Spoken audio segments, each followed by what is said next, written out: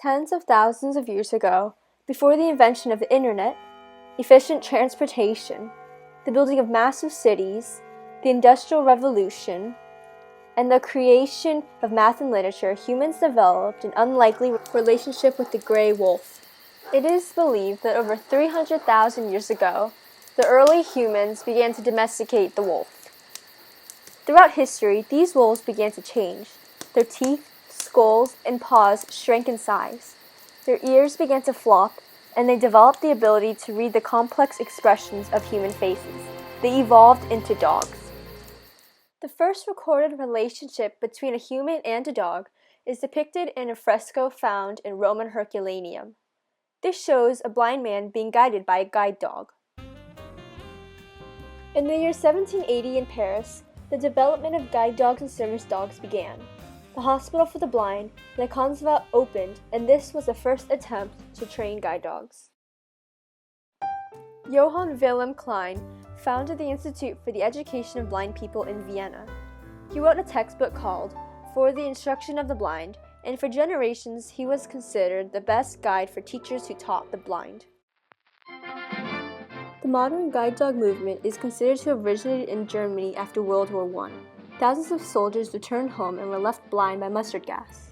A German doctor, Dr. Stalling, helped many of these blind veterans. According to some accounts, he left his German shepherd with a blind patient while he was checking on other patients at a veterans hospital. When he returned to check on the blind patient, he noticed that his German shepherd became protective of the man. Inspired by Dr. Stalling, an American woman, Dorothy Eustace, began to train dogs for the Army, Police, and Customs services in Switzerland. Her expertise helped launch the guide dog movement in the United States. A blind man named Morris Frank contacted Dorothy Eustace. They met together in Switzerland, where Frank was given a guide dog named Buddy. Back in the United States, Frank continued Eustace's legacy by opening the Seeing Eye School in Morristown, New Jersey in 1929. In 1975, an organization, Canine Companions for Independence, was founded by Bonnie Bergen in Santa Rosa, California. Similar to Guide Dogs for the Blind, Canine Companions for Independence is a nonprofit service organization. It relies on donations and volunteer puppy raisers to make it possible to provide highly trained assistance dogs free of charge to people with disabilities. Canine Companions for Independence, which is also known as CCI, trains 5 kinds of assistance dogs. Hearing dogs help people with impaired hearing. They alert their partners of important sounds, such as a doorbell ringing, a phone ringing, or someone calling their name.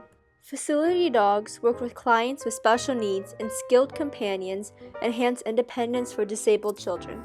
These assistance dogs can also be paired with veterans to help them readjust to civilian life and cope with PTSD or post-traumatic stress disorder.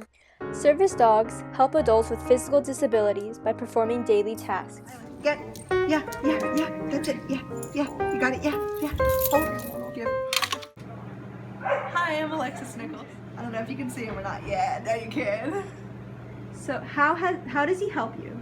Ireland is trained to pick up things for me. I basically use him for 3 things for me specifically. So I have him pick up things for me. I've taught him to take off my jacket, and I also kind of use him as a touch point, meaning if I'm trying to hold on to something, or if I'm trying to say take off clothes or something like that, I can kind of balance on him just a little bit.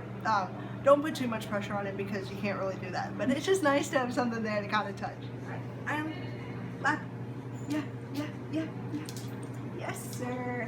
So this teaches Ireland, as you can see, to get on my lap, and this is helpful when I put on his vest, or it kind of provides, or it doesn't kind of, it provides deep pressure therapy for my legs, because sometimes I have a little trouble feeling them, so he can get on them and then push. Yes. Good job. Yeah, hold, back, don't, hold, yep,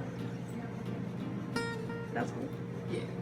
The Canine Companions for Independence puppies are trained to become assistance dogs from the moment when they are matched with their volunteer puppy raisers when they are a couple weeks old.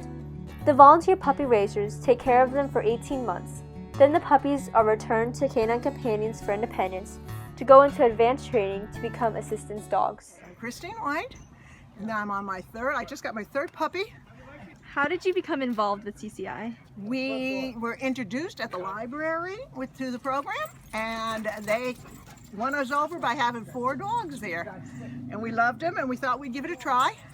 Romper was our first dog. He is at a residence for retired nuns in Baltimore, and so he has the pleasure of entertaining 45 retired nuns from the ages of 74 to 105.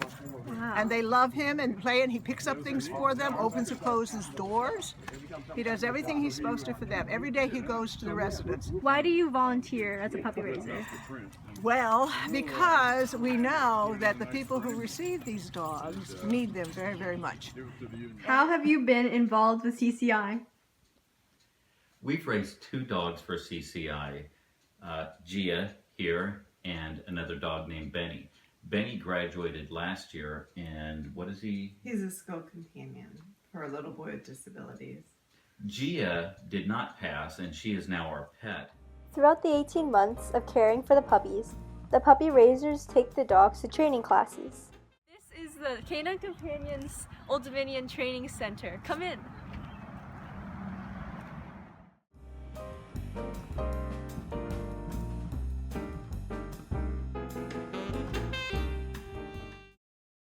At these classes, the dogs learn basic commands. They learn how to sit, stand, walk on leash, lay down, roll over, and shake someone's hand. Once the puppies have spent 18 months with the puppy raisers, they return to CCI to go into advanced training. This is the final leg of the journey to becoming assistance dogs. Professional trainers will teach the dogs how to master 40 commands. They learn how to pull wheelchairs, retrieve dropped items, and turn on lights. Advanced training is hard to complete for many dogs. Statistically, only 30% of the puppies raised for CCI actually become assistance dogs because the requirements are so stringent. The puppies that are released can become pets. Although this number may seem small, in 2016, 366 assistance dogs were placed with partners. These dogs change the lives of hundreds of people each year. They help those with disabilities truly achieve independence. Island has changed my life because it's just nice to have someone around. He's really made me able to advocate and educate people more about how to react to people when they see a service dog out in public. The dogs really improve people with disabilities' quality of life and help them get around. It's made us appreciate the role and need for service dogs in disabled people's lives. Canine Companions for Independence and other service dog organizations impact the lives of thousands of people. They provide not only assistance, but also hope and love. Tens of thousands of years ago, before the creation of modern technology, the advent of agriculture, and the study of medicine, man and dog became one. Their inseparable bond continues to last to this day. The once domesticated wolves have evolved into assistance dogs. They guide the disabled and the blind, and have truly helped everyone to see